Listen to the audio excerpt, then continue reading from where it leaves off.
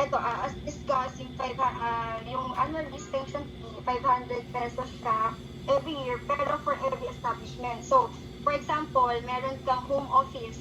So, 500 for the home office.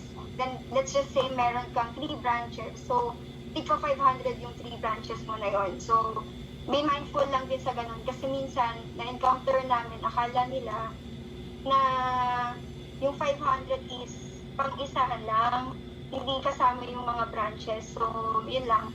And then, sorry, wait lang.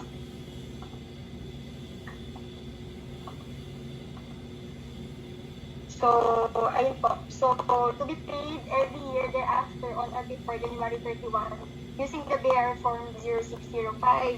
So, ito ma'am, huwag niyo kakalimutan kasi actually kahit isang araw lang kayo malate, medyo mabigat na rin kasi yung civil penalties, yung surcharge interest and yung compromise penalty. So much better talaga kung if you have really the time to pay it agad ng wag nyo isasagad ng January 31, much better. So, yung mga cooperatives, individuals earning early compensation income, whether locally or abroad, and overseas workers are not liable to compensation fee. So, usually yan, Pero, sa dako ako talaga, hindi naman, wait lang pa. lang talaga. Kasi po lang pala ako. Paano mag-change name? Kita-kita ng taga-BIR, anak ko. Sa pag-in mo daw po? As per receipt, before yan yung color orange. So, ngayon, binago na siya. Ito na yung color green. So, dapat posted din yan. So, yung second obligation ng taxpayers, keep the books of accounts at the place of business. So, books of accounts, every business is required to maintain a books of accounts using any acceptable method in consistent manner. To be preserved within the prescriptive period for post-audit requirements. And if yung annual gross sales mo exceeds 3M, yung books of accounts mo should be audited yearly by an independent CPA. So, ito yung mga requirement na books na i-register ng taxpayer. So, kung ba't registered ka, you should have at least 6 books. So, the ledger, journal, subsidiary sales journal, subsidiary purchase journal, cash receipts journal, and cash disbursements journal. So, for non-VAT or exempt, 4 lang. Ledger, general journal, cash receipts journal, and cash disbursements journal. So, by law, meron tayong 3 kinds of books na pwede nyo i-register. Yung manual books of accounts, so ito yung mga nakikita nyo columnar book or notebook. Then yung second is yung loose leaf books of accounts. Yun yung ina-apply nyo naman sa amin para i-allow kayo to use yung soft copy, but dapat i-hard boundary yun. Then, yung third is computerized books of accounts. So, ito naman yung mga filing or time kung kaya nire-register yung books of accounts per RMC number 29/2019. So, for manual books of accounts, register before filing of the first quarter and annual income tax return, whichever comes first. Then, for the loose leaf books of accounts, within 15 days after the end of each taxable year, or within 15 days from the closure of business operation. Then, for the computerized books of accounts, within 30 days from the close of each taxable year, or within 30 days from the close of business operation, whichever comes earlier. Yung sa retention of books of accounts, for example, yung manual books ka, so syempre hard, lang yun, the book itself, i-retain mo siya sa'yo for 10 years from the date of filing. Kasi you'll never know, baka mamaya masubject kayo sa audit, so much better kung naprepreserve niyo yung books na yun. Then, for loose leaf naman, so syempre, like I said, loose leaf, ina-allow kayong maggamit ng soft copy or like Excel file. 5 years for the soft copy, then 10 years for dun sa hard bound.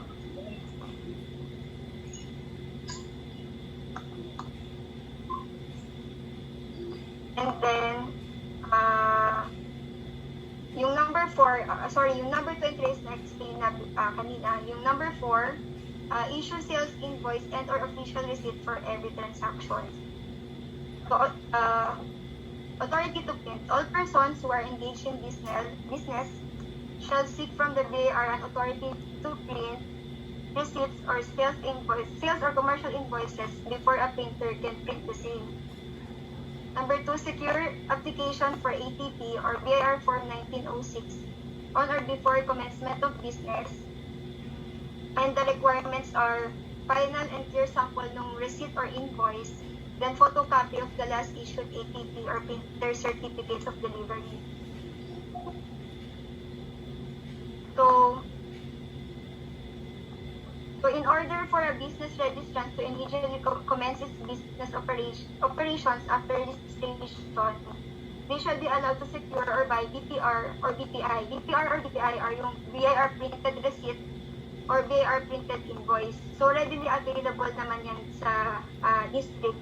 So at the time of the registration from the new business registrant counter, in lieu of securing an ATP for the principal receipts or invoices, an ATP principal receipts or invoices shall become optional for the new business registrants during registration in case they opted to buy the BPR or BPI for their use. So may mga instances kasi ma'am na for example, nagpa-register kayo, then agad kailangan nyo ng resibo na ma-issue sa client or sa customer nyo. So pwede nyo naman bumili ng BPR or ng BPI. Question. Full consumption, whichever comes first. In addition, new business registrants who opted to use the BPR or BPI during its first year of business operations are required to secure an ATP for principal receipts or invoices beginning its second year of its operation or before the remaining BPR or BPI are fully consumed, whichever comes late. So, ito yung mga sample ng resibo. Diba, like I said, pag nag-apply kayo ng ATP, dapat naka-attach yung sample OR or SI. So, OR shall be used as principal evidence in the sale of service or list of property. So, kapag nag-render ka ng service, ang dapat principal receipt mo is official receipts. Hindi siya, kasi minsan merong nagkakamali na akala nila the same as OR or parang pag-interchange nila yon. So, kapag seal of service, be mindful na official receipt ang gagamitin nyo. Ang kulay yan. Then, ito naman yung sa sales invoice, parang sample. So, ibang fifth obligation of the taxpayer, file and pay the required returns on time and at the proper venue. So, ito yung mga national taxes natin per Section 21 of the NIRC as amended. So, first is income tax, second is estate and donors tax, third value-added tax, fourth other percentages. And dapat pag nag-file kayo, make sure na masubmit nyo kasi makaka-receive kayo ng email confirmation from the BIR. If not kasi, yun, like I said, baka mamaya masubject kayo sa penalties kapag late filing or late payment. So, ayan, yung website, bir.gov.ph. And ito sa may baba, yung EBIR forms, ita-download nyo siya, application kasi siya. So, ita-download nyo siya, make sure na i-download yung version 2018.